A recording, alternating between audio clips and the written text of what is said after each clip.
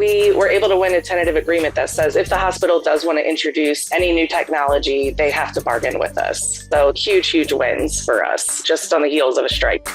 Which side are you on? Which side are you on? Hailey Dupre is a registered nurse at University Medical Center New Orleans, a member of National Nurses United, NNU. Hailey, welcome to the Valley Labor Report. Thank you for taking the time to talk to us. Hey. Good morning. Thank you so much for having me. We wanted to talk to you because negotiations have been going on at UMC for a very long time, and they've been pretty rocky. We want to get into that. But first, I wanted to ask you why you wanted to become a nurse. I probably don't have an answer that's any more interesting than anyone else's. My mom is a nurse. I remember in high school taking human anatomy biology, and I was just like, oh wow, I really, really like this. And that joined with, my love of people, the passion I have in caring for people. It always just made sense. I never really remember having to think about it. Started college as a nurse, ended college as a nurse. Well, there you go. That's great. Following in your mother's footsteps. I appreciate that. Yeah. And so what made you want to be involved enough in the union at UMC? You've been working at UMC for a while now. They unionized. I can't remember exactly when it was, but it's been a minute. So what made you want to be involved enough in the union that now you're participating in things like this? You're getting up on a Saturday morning, calling into a radio program and talking about this, going on strikes. Why did you want to be involved in the union? Yeah. So, just to, it's been a minute indeed. We voted on our union in December of 2023, and we've been in contract negotiations since last March. So the fight has been going on for quite a while. When you write down on paper what a nurse does, when you think about what a nurse does, that is what I love. What they don't prepare you for in nursing school is what it's like once you get out, because healthcare is a business, unfortunately, in this country. And I was able to go and do some travel nursing in the UK for a couple of years. And I think that really opened my eyes to, oh my gosh, there is a different way that this can happen. Like the things that happen in the States is kind of crazy. Not to say that, their healthcare system isn't perfect, but I appreciate it way more than what ours is. And so I think I kind of came back with this, like, what the hell is going on here? And then I got approached when we were still kind of underground trying to build our network about the union. And I was like, oh, yeah, okay, this feels right. This feels like a joining of why I became a nurse and then my issues with nursing. And so it just feels like the best patient advocacy I could do. Right. And so you and your fellow nurses have been forced out on strike by management. Most recently, only a couple of weeks ago. It was like July 15th. And so why has that happened? And, why is that something that you wanted to participate in as a nurse?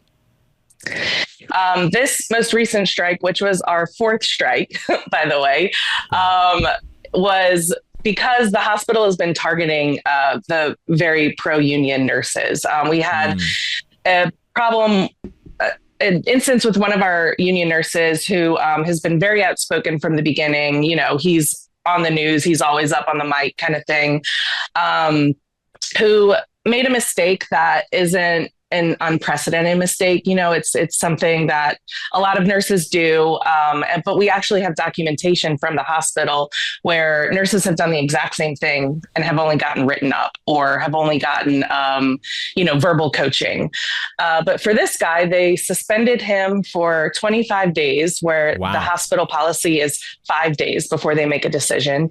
So for 25 days, this guy was in limbo waiting for a decision. And we told them when they suspended him, hey, if you do this, we're going to strike. We're going to do it. So presumably, they were probably trying to get us to burn out a little bit, try to get tire out. Oh, maybe we don't care if it goes on longer. But, as they say, the boss is the best organizer. So even after those 25 days and they announced his termination, we did go out on strike and had a very successful strike. New Orleans in middle of July is no joke, but the strike line was so strong, just with nurses, community members, different unions and organizations. It was really, really incredible. And it just, it really makes the fight feel even more worth it. Yeah, absolutely. And so they've not only suspended him, but now terminated this nurse? Yeah. Yes. Wow. And so where are we after the strike? So we actually had contract negotiations the week after. And funny enough, they're never going to give us credit for this, right? But we reached 3 tentative agreements just after our strike. One of the tentative agreements was about non-discrimination and harassment. They were finally ready to agree on that. So we got that one signed away. Another one also was about technology, just with, the age of AI and just bringing in technology into various workforces, which, healthcare is trying to move to that model. It's cheaper. It's all that. So we were able to win a tentative agreement that says if the hospital does want to introduce any new technology, they have to bargain with us. So 2 huge, huge wins for us, just on the heels of a strike. Absolutely. Yeah. And I think that shows striking works, and really excited to see that progress at the table. That's awesome. Yes, definitely. Hey, 5 seconds. Just wanted to say that this is only possible because of our donors. If you want to see more of this, then consider donating yourself at tvlr.fm/donate. Beyond even the financial difficulties of, of the individual nurses, I know, I have friends that are nurses, and, they've talked to me about how they would have to wrestle with, the implications of like leaving their patients, because that's not something that any nurse wants to do. If you wanted to do something where you don't care about people, you presumably wouldn't be a nurse, right? There are lots of other jobs that you could do to make more money if you don't care about people. And there was actually just a study recently that came out that showed that, patient outcomes do decline when there are strikes, because, the scab nurses that they bring in are not, they're a lot of times maybe they're not as trained as the nurses there, and they just don't know the patients, right? There's a transition there. And so how do you, how have those conversations gone with nurses who are maybe a little bit more reticent to strike over, to go out on strike against UMC? Yeah, so I think, it's an angle that the hospital likes to use a lot. They like to say that we're abandoning our patients, but they're the ones that are abandoning their patients, because, all you have to do is negotiate, that we're ready to bargain, but they really have been dragging that out so much. And so, the hospital has options on how they can handle a strike, settling being a great one. But I think it's also just one of those moments where you have to zoom out, right? Like where you're going to look at, it's not so much for the right now, but what we're fighting for is the greater good. And, things that we're fighting for are, of course, we want better pay, but what that's going to do is it's going to help retain staff. It's going to help recruit nurses. We want better patient ratios, where these nurses aren't having 6 patients where they can only spend 10 minutes an hour and not even have a break themselves with each patient. We want that to be better. So if it's the striking is definitely for a much longer term, better solution than just with the strike itself.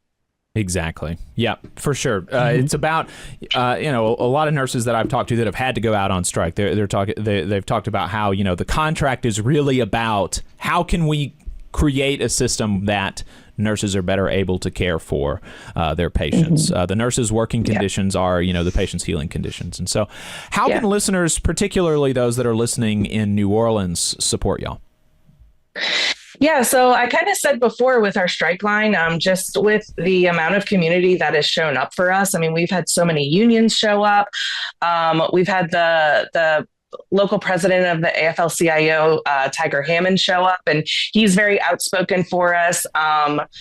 Gregory Mannings, who's a pastor in the city. He is now running for council member at large in the city. He has supported us from the beginning. And now, we're just so excited to support him. And so it's really our community members being there for us and it's something that reminds me all the time that I'm like, okay, in the hospital walls, I know we're strong, but it's a constant, organizing, reorganizing. And it's awesome to go out to these demonstrations that we're doing and then just saying, oh my gosh, the whole community supports us. So that's really what we need and what we love, because these hospitals they're a corporation, they're a business, and that is their image. They care a lot about their image. So when the community is mad at them, that is when they listen. Hailey Dupre, registered nurse at University Medical Center in New Orleans. Thank you for your time. Thank you so much for having me. You just saw a clip from the Valley Labor Report. We are live every Saturday morning from 9:30 a.m. till 12:30 p.m. And we pride ourselves on keeping all of our content free to everybody so that we can talk to as many working folks as possible. If you support the work that we're doing, you think that it's important, you think that it's good, then consider making a monthly contribution to the project, and you can do that on our website, tvlr.fm.